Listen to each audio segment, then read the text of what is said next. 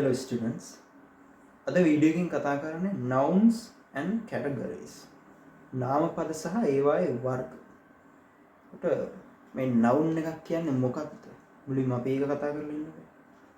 noun එකක් කියන්නේ ළමයි. Noun is a word that names a person, animal, idea, place or thing. ඒකට වචනයක් අපි පාවිච්චි කරන මිනිසුන්, සත්තුන්, ස්ථාන, දේවල් සහ මෙන්න මේ අදහස්, ගුණාංග වගේ දේවල් හඳුන්වන්න අපි භාවිතා කරන වචන. නම් කරන්න භාවිතා කරන වචන තමයි නාමපද. නැත්නම් nouns කියලා කියන්නේ. ඒකට nouns වල ළමයි categories කීපයක් තියෙනවා. ඒකට මෙන්න මේ categories ටික දැනගන්න ඕන මොකටද? ඒකට grade 9, 10, 11 වගේ grades වල term test වලට ඊට පස්සේ O level වගේ exam වලට එන්න පුළුවන් මෙන්න මේ categories ටික. ඊට අමතරව ඊට පහළ grades වලට ළමයින්ට එන්න පුළුවන් මේක exam වලට. ඒකට අපි කතා කරමු categories ටික. nouns.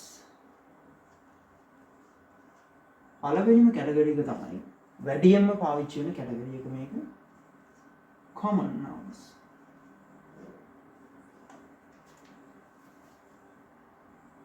පොදු common කිව්වහම පොදු නාම.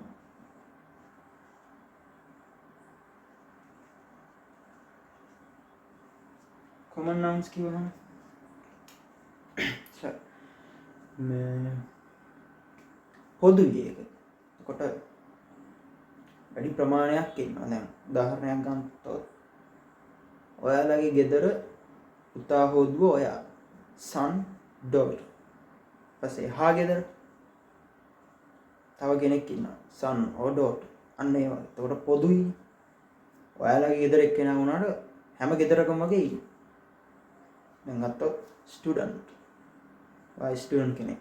ඔයාගේ යාළුවත් student කෙනෙක්. ඔයාලගේ පාසලේ විතරක් නෙමෙයි ස්ටුඩන්ට්ස්ලා ඉන්නේ. ඊළඟ පාසලක් ගත්තොත් එහෙත් ඉන්නවා ස්ටුඩන්ට්ස්. ඒ වගේ. කොට පොදුයි මේක. කෙනෙක් නෙමෙයි. එක දෙයක් හෝ එක්කෙනෙක් හෝ නෙමෙයි. ගොඩාක් ප්‍රමාණයක් තියෙනවා. කොට අපි පොදුවේ හඳුන්වන්න පාවිච්චි කරන නාමපද තමයි common nouns කියන්නේ. උදාහරණ ගත්තොත් students,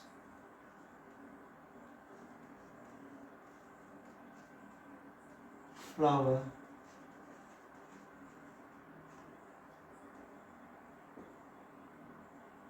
book,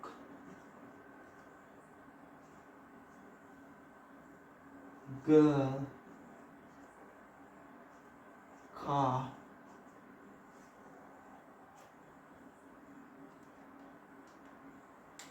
මේ වගේ පාවිච්චි කරන්න පුළුවන් ඕනම එකක්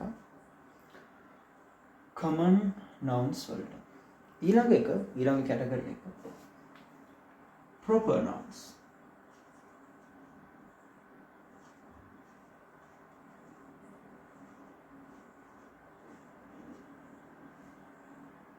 අරක වැඩියෙන්ම පාවිච්චි වෙනවා කියන්නේ පොදු නාම. පොදු නිසා අනිවාර්යෙන් වැඩියෙන්ම පාවිච්චි වෙනවා. proper nouns කිව්වහම නයි.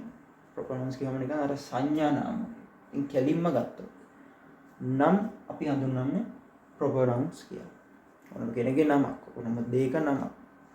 දැන් ඕනම තැනක නමක්. දැන් අර ඉස්සර නම් මිනිස්සුන්ට සහ ස්ථාන වලට විතරයි නම් තිබ්බේ. දැන් දේවල් වලටත් නම් තියෙනවා. වාහන වගේ දේවල් වලට නම් තියෙනවා. එතකොට ඒවා තමයි proper nouns වලට අපි ගන්න. ඔකට උදාහරණ ගත්තොත් ශ්‍රී ලංකා.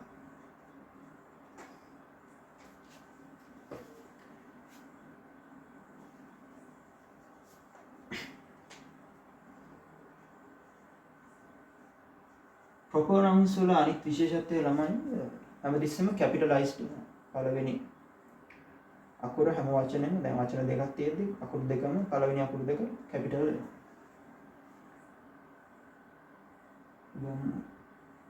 Everest,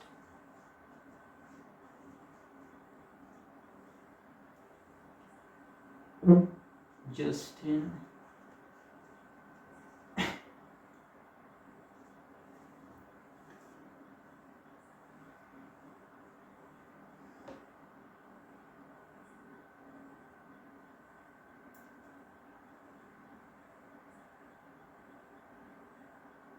තමයි ඕන තරම් ඉතින් නම් දෙනවා. කවෙන්ද මගිල මන් දාන්න. එච්චර දුරට ගියාම පේන්නේ නැහැ නේ. එතනින් මම නවත්තන්න.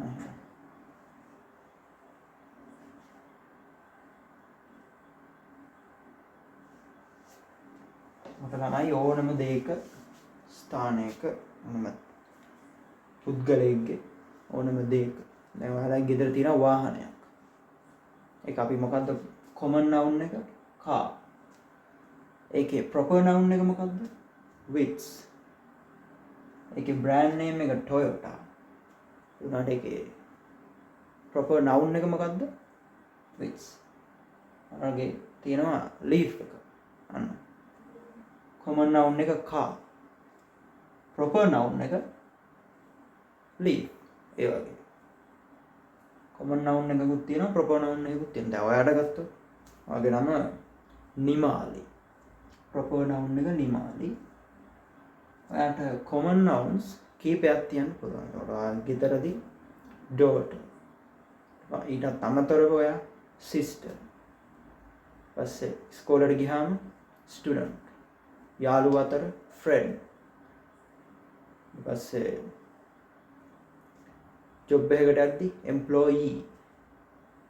කාලයත් එක්ක ගිහිල්ලා woman කෙනෙක් වෙනවා. ඊට පස්සේ අන්න අම්මා කෙනෙක් වෙනවා. mother. ඔය වගේ common nouns කීපයක් තියෙන පුළුවන්. ඒ කතා කරපු ටික common nouns වලට තමයි අදාළ වෙන්නේ. ආගේ proper noun එක එකයි තියෙන්නේ මොකද්ද? නිමාල්. එච්චරයි. හැම නමක්ම proper noun එක. ඊළඟ එක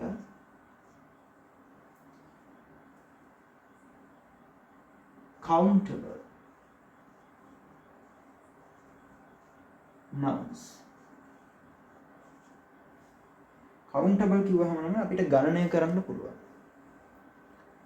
මේ කතා කරපු දේවල් ඔක්කොම අපිට ගණනය කරන්න පුළුවන්.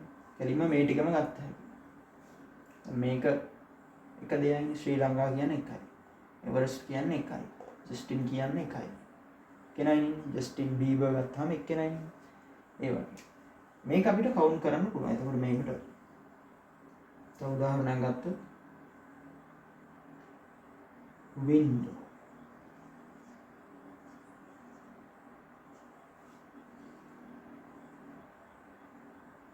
apple, bicycle. ඒකට මෙතන ගත්ත ටිකත් හැම වෙටින්ම ගන්න පුළුවන් countable nouns වලින්. ගණනය කරන්න පුළුවන් nouns. නාමපද. හතරවෙනි එක ඕකෙම විරුද්ධව එක අනිත් පැත්ත uncountable nouns.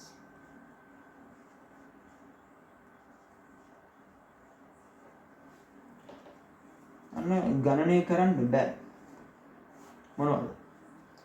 ගණනය කරන්න බැරි ඒවා කීපයයි තියෙන්නේ අපිට ඉතින්. උදාහරණ දෙකක් තුනක් ගන්නම්. water. වතුර අපිට ගණනය කරන්න බෑ. අපි දැන් කප් එකකට දැම්මහම ඒ කප් එකේ ප්‍රමාණය තමයි එතන තියෙන්නේ. ඊට අමතරව අපිට ගණනය කරන්න බෑ. කප් එකකට දැම්මහම මේ කප් එකේ සයිස් එකකටනේ වතුර තියෙන්නේ. ඒ වගේ. air, water, music. මෙන්න මේ අපිට ගණනය කරන්න බෑ. uncountable nouns ගණනය කර නොහැකි.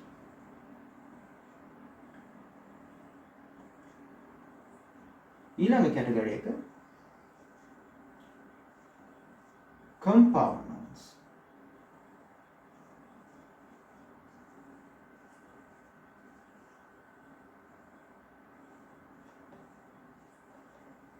compound කිව්වහම සංයෝජන. ඒකට මෙතනදී ළමයි වචන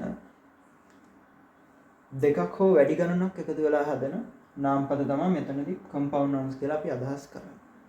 ගත්තොත් toothbrush,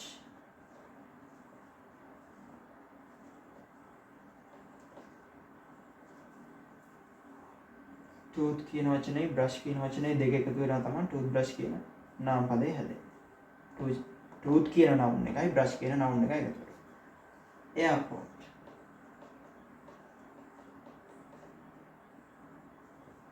air කියන එකයි port එක එකතු වුණා එයාපෝට් එක හැදුණා.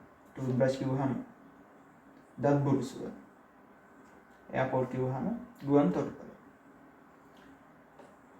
ඊපස්සේ අයිස්ක්‍රීම්.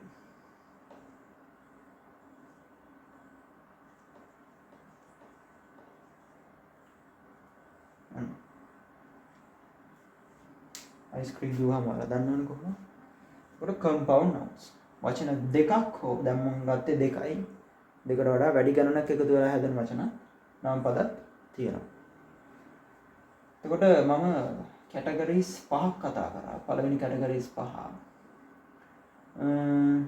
මේකේ තව කැටගරිස් කීපයක් තියෙනවා. මම ඒක ඊළඟ වීඩියෝ එකකින් කතා කරන්නම්. ඔය ටික තේරෙනා නම් පොඩ්ඩක් කමෙන්ට් එකක් එහෙම දාන්න හරියට. ඔරුඩි කියනනම් මම ටිකක් ෆාස්ට් කරා මේක. හරි. එච්චර තමයි. ඊළඟ ලෙසන් එකේ හම්බ වෙමු. ගුඩ් බයි.